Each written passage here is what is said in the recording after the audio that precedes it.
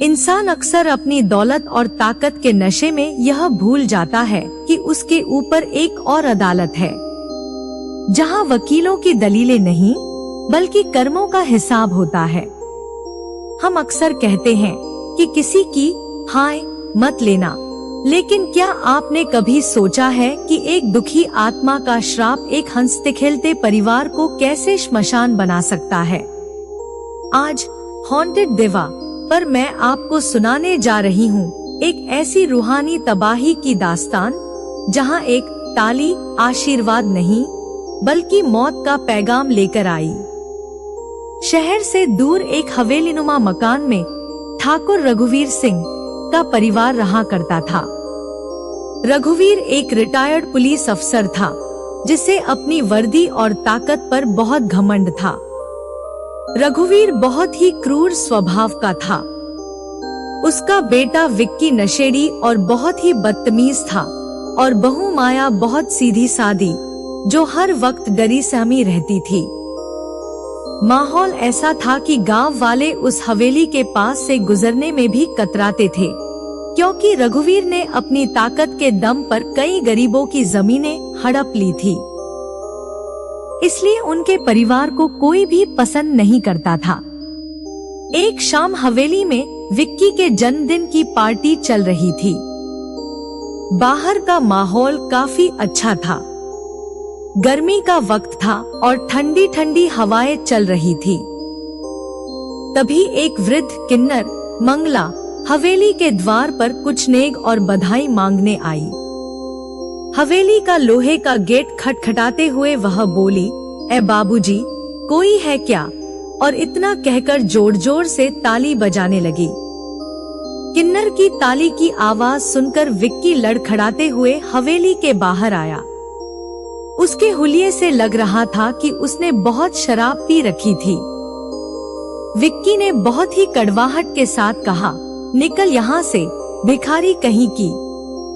किन्नर को यह बात चुभी, पर फिर भी उसने शांत लहजे में कहा, बेटा, भिखारी नहीं हूँ, नेग लेने आई हूँ, तुम्हें दुआ देकर जाऊंगी। तभी शराब के नशे में धुत विक्की उसे धक्का दे देता है। उसी समय रघुवीर बाहर आता है और यह सब देखकर अपनी पुरानी आदत के अनुसार मंगला को जलील करते हुए कहता है, तू क्या दुआ देगी? पहले अच्छे से इंसान तो बन जा। भगवान ने तुझे कुछ दिया नहीं और तू हमें दुआ देगी? रघुवीर का इतना कहना ही था कि मंगला का मन आहत हो गया। वह थोड़ी नाराज होकर बोली, कुछ नहीं देना तो मत दो बाबूजी, लेकिन बुरा भला मत कहो। आखिर हम भी इंसान ही हैं और तुमसे अच्छे ही हैं। जिस पैसे का तुम्हें घमंड है, एक दिन वही तुम्हें रुलाएगा, देखना। मंगला की बात सुनकर रघुवीर और उसका बेटा विक्की आगबूला हो गए। यह सारा तमाशा विक्की के जन्मदिन की पार्टी में आए मेहमान भी देख रहे थे, जिससे रघुवीर की इज्जत पर बात आ गई। गुस्से में रघुवीर अपनी राइफल निकालता है और उसकी बट से मंगला के पैर पर वार कर देता है। मंगला जमीन पर गिर जाती है। फिर रघुवीर उसे घसीटते हुए कीचड़ में फेंक देता है। अब मंगला अपनी यह बेइज्जती बर्दाश्त नहीं कर पाती। उसकी आंखों में आंसू और खून उतर आता है। वह जोर जोर से ताली बजाते हुए गुस्से में कहती है, जिस कोठी पर तुझे घमंड है, वहीं तेरी चिता सजेगी और ताली की गूंज तुझे पागल कर देगी। आज मंगला ने पहली बार किसी को बद्दुआ दी है, यह खाली नहीं जाएगी। यह कहकर रघुवीर उसे धक्के मारकर वहां से निकाल देता है। मंगला चली तो जाती है, लेकिन हफ्ते भर बाद रघुवीर की हवेली में एक पोस्टमैन चिट्ठी देता है। जब रघुवीर वह चिट्ठी खोलता है तो उसमें मंगला की मौत की खबर होती है। रघुवीर गुस्से में चिल्लाता है, किसने किया यह मजाक? किसकी इतनी हिम्मत है जो मुझसे मजाक कर रहा है? उसी रात जब परिवार के लोग खाना खाकर सोने जा रहे थे, तभी हवेली के गेट पर जोर जोर से ताली बजने और पायल की छन छन की आवाजें आने लगती हैं। रघुवीर बाहर निकलकर देखता है, पर वहाँ कोई नहीं होता। वह इसे वहम समझकर सो जाता है। विक्की जब अपने कमरे में होता है, उसे ड्रेसिंग टेबल के शीशे में अपने पीछे मंगला खड़ी दिखाई देती है। वह चौंक कर पीछे देखता है, लेकिन मुड़ने पर कोई नहीं होता। विक्की इसे नजरअंदाज कर देता है। तभी हवेली के पालतू कुत्ते एक साथ रोने लगते हैं और अगले दिन सारे पालतू कुत्ते मृत पाए जाते हैं। किसी को समझ नहीं आता कि आखिर क्या हो रहा है। धीरे धीरे कोठी की दीवारें अपने आप काली पड़ने लगती हैं और कोनों से सड़ांध आने लगती है। हवेली के बाहर लगे सारे पेड़ पौधे अचानक सूख जाते हैं। अगली रात 2 बजे पूरे घर में छन छन की आवाज आती है। रघुवीर पूरे घर में देखता है, पर उसे कोई नजर नहीं आता। अब उस आवाज के साथ साथ ताली की गूंज भी सुनाई देने लगती है। रघुवीर को लगता है कि कोई उसके साथ खेल रहा है। वह अपनी बंदूक लेकर निकलता है और रसोई की ओर जाता है। वहाँ वह देखता है कि रसोई की सारी चीजें हवा में तैर रही हैं। यह देखकर उसकी आंखें फटी की फटी रह जाती हैं। अचानक विक्की के कमरे से चीख सुनाई देती है। रघुवीर भागते हुए उसके कमरे में जाता है और जो दृश्य देखता है, उससे उसका कलेजा कांप उठता है। विक्की बिस्तर पर लेटा था, लेकिन उसकी गर्दन 180 डिग्री मुड़ी हुई थी। वह जोर जोर से ताली बजा रहा था और मंगला की आवाज में हंस रहा था। रघुवीर की सांस जैसे गले में अटक जाती है। विक्की हंसते हुए कहता है, रघुवीर, तूने मेरा पैर तोड़ा था ना? अब देख तेरा वंश कैसे रेंगता है। कमरे का दरवाजा अंदर से बंद हो जाता है। रघुवीर दरवाजा पीटते हुए चिल्लाता है, छोड़ दे मेरे बेटे को, नहीं तो मुझसे बुरा कोई नहीं होगा। दरवाजा खोल। अभी भी उसका घमंड कम नहीं हुआ था।